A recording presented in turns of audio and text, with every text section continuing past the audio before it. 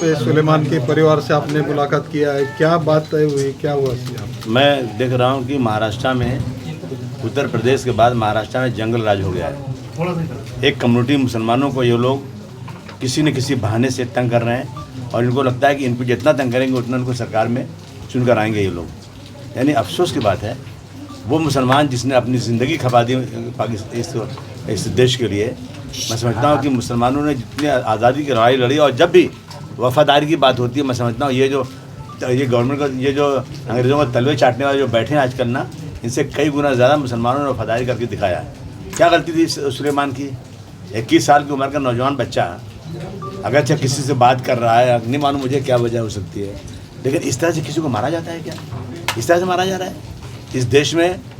ये जो है, ये लोग जो है ना, देखिए मेरे पास एक हैंडबिल है, उसमें लिखा हुआ है कि मुसलमान लड़कियों को पटाओ और उनके करीब जाओ। वो तो ऐसा हैंडबिल बट रहा है कि स्कूल में हिंदू लड़कियों से पहले हाथ मिलाओ, जब मिलाओगे ना तो फिर मुस्लिम लड़की भी हाथ मिला लेगी। हाथ मिलाओ उससे, धीरे धीरे दोस्ती करो, उसका नाम पूछो, बोला तुम्हारा मज़हब बहुत अच्छा, बहुत प्यारा मज़हब तुम्हारा है, फिर उसका टेलीफोन नंबर लो, टेलीफोन नंबर लेके जो है फिर उससे बात करो, फिर उससे फिजिकल ताल्लुकात करो। यानी इस तरह की चीज़ें लिखी हुई है और जो करेगा ये काम उसको पैसे दिए जाएंगे। अभी मैंने एक पढ़ा था बेंगलोर में 5 लाख रुपया देंगे कोई मुस्लिम लड़की से शादी करेगा। तो ये देश में हो रहा है। मैं समझता हूँ कि मुसलमानों को ज़बरदस्ती बदनाम किया जा रहा है और इस देश का कानून है, संविधान है कि 18 साल की उम्र का लड़का और लड़की अपनी मर्ज़ी से शादी कर सकते हैं। कोई माँ बाप नहीं चाहता कि उसका लड़का हिंदू लड़की शादी करे, किसी और मज़हब में जाए, कोई नहीं चाहता। लेकिन लड़के अगर ऐसा कर रहे हैं तो कोई वो नहीं है। अभी आप देखेंगे बहुत सारे लोग, राज बब्बर देखेंगे, राज बब्बर साहब हिंदू हैं, मुस्लिम लड़की शादी उनकी हुई है। आप संजय दत्त देखेंगे, मुस्लिम लड़की शादी उनकी हुई है। बहुत सारे है इस तरह के। लेकिन अभी जब से ये 2014 के बाद से इन लोगों ने मुसलमानों पे इतना जुल्म ज़्यादती बढ़ा दिया है कि मैं बम्बई में था, मुझे लगा मुझे जाके मिलना चाहिए, देखना चाहिए क्या मामला क्या है, और सरकार कुछ सुनती नहीं है। ये लोग जो है ना, जगह आप देख लिए, ये जो साध्वी प्रज्ञा सिंह है, इसको जो है जिस तरह से गिरफ्तारी हुई थी उसमें लैपटॉप पकड़ा गया था। ये लोग जो है बैंकॉक गए थे, ये लोग इसराइल गए थे, ये नेपाल गए थे कि हम जो है इस देश में हिंदू राष्ट्र लाने की मुहिम चला रहे हैं और ज़रूरत पड़ेगी हमको मदद करना आप लोग। और छूट गए वो लोग। अब सोचिए कि जब सरकारी चाहेगी, जो इनकी रोहिणी सालियान जो इनकी सरकारी वकील थी, सरकारी वकील तो एविडेंस देती हैं, उसी पे सज़ा होती है। रोहिणी सालियान ने कहा कि मुझे प्रेशर है कि मैं इन आरोपियों के साथ नरमी बरतूँ। अब बताइए, आरोपियों के साथ नरमी बरता जाएगा तो छूटेंगे कैसे? ये अगर नरमी होगी तो उनको सज़ा कैसे होगी? ये सोचिए आप ज़रा। और मालेगांव ब्लास्ट हुआ, शब बारात के दिन सब मुस्लिम पकड़े गए। अब शब बारात के दिन मुसलमान अपनी मस्जिद में खुद क्या ब्लास्ट करेगा, ये सोचने की बात है। उन्होंने फटाफट मुसलमानों को पकड़ा और जेल में डाल दिया।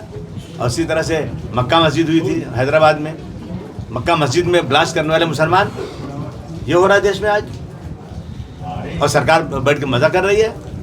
जुल्म बढ़ता जा रहा है, बहुत जुल्म बढ़ता जा रहा है। मैं जाके बात करूंगा सीएम साहब से, लेकिन मुझे उम्मीद नज़र नहीं आती।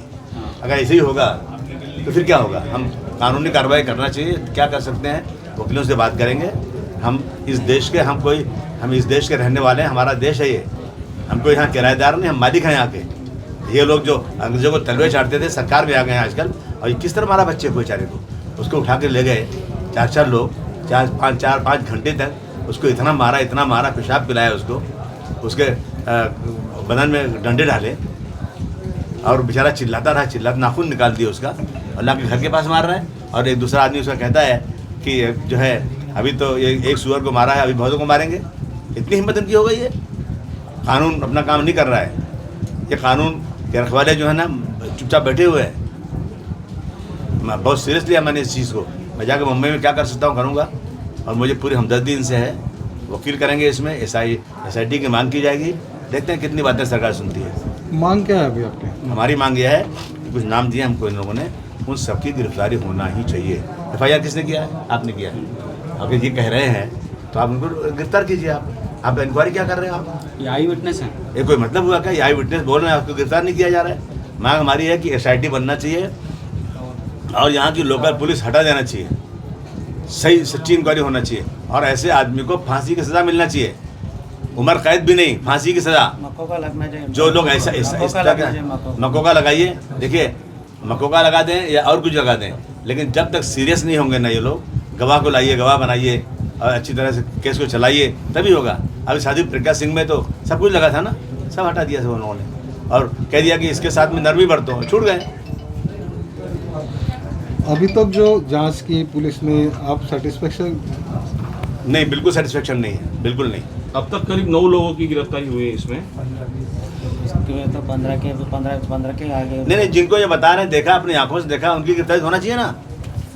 जो चश्मदीद गवाह हैं, वो जिनका नाम ले रहे हैं, उनकी गिरफ्तारी क्यों नहीं हो रही है? और ये सब के सब यहाँ के एमएलए के कार्यकर्ता हैं।